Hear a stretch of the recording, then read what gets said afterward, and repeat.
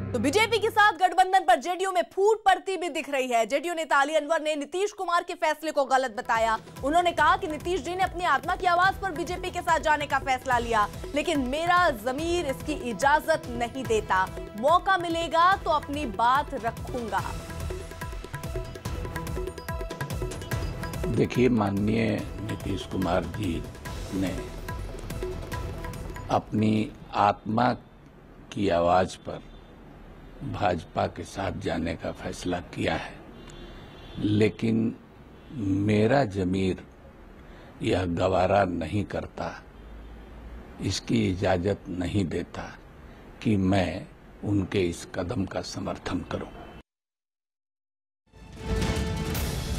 उस वक्त भी बनी थी बिहार में जब बीजेपी से अलग हुई थी जेडीयू। उस वक्त भी कुछ विधायक छटक के दूसरे दल में चले गए थे और ऐसी स्थिति यहां पर एक बार फिर देखने को मिल रही है, क्योंकि आरोप नीतीश कुमार पर ये लगते रहे हैं कि वो अपनी तरीके से पार्टी का संचालन करते हैं। और ऐसे में अली अनवर का ये बड़ा बयान और ये वैसे स्वर को भी मुखर कर सकता है जो इसी तरीके से विरोधी हो सकते हैं जेडीयू के लिए। तो फूट पड़ती हुई यहां पर साफ तौर पर दिख रही है। जेडीयू नेता अली अनवर ने नीतीश कुमार के फैसले को गलत बताया है और कहा है कि नीतीश जी ने अपनी आत्मा की आवाज पर बीजेपी के साथ जाने का जरूर फैसला किया, लेकिन मेरा जो ज़मीर है वो इसकी इजाजत नहीं देता। और साथ ही साथ ये भी कहा कि अगर उन्हें मौका मिलेगा तो वो अपनी बात जरूर रखेंगे। यानी क्या ये भी माना जाए कि ऐसी स्थिति जब कल आनन फानन में नीतीश कुमार का इस्तीफा आता है, उसके बाद बीजेपी तुरंत समर्थन देती है, फिर राज्यपाल से मुलाकात होती है और ये तय होता है कि आज 10 बजे शपथ ग्रहण करेंगे छठी बार नीतीश कुमार। ऐसे में क्या जेडीयू के जो विधायक हैं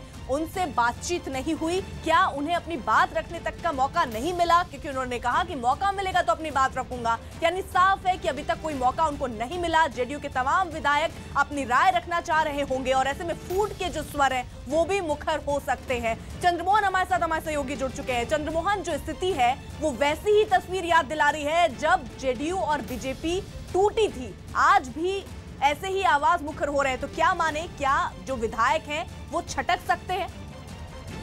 बिल्कुल, देखिए, जब नीतीश कुमार इस्तीफा देकर निकले थे और जैसे ही बीजेपी के समर्थन की बात सामने आई, उसके बाद कई ऐसे विधायक हैं जो इसके विरोध में आ गए हैं। हालांकि वो सामने खुलकर कुछ बोलने के लिए तैयार नहीं है, क्योंकि जब सीबीआई की छापेमारी हुई थी लालू प्रसाद यादव के घर पर, तेजस्वी के घर पर, उसके बाद जब जेडीयू की विधानमंडल दल की बैठक हुई थी, उस समय कई ऐसे विधायक थे जो नीतीश कुमार के सामने खड़ा होकर विरोध किया था कि अगर गठबंधन टूटती है तो इसके वजह क्या होंगे, और अगर नीतीश कुमार को अलग होना है तो फिर लालू यादव के साथ उन्होंने समझौता क्यों किया था।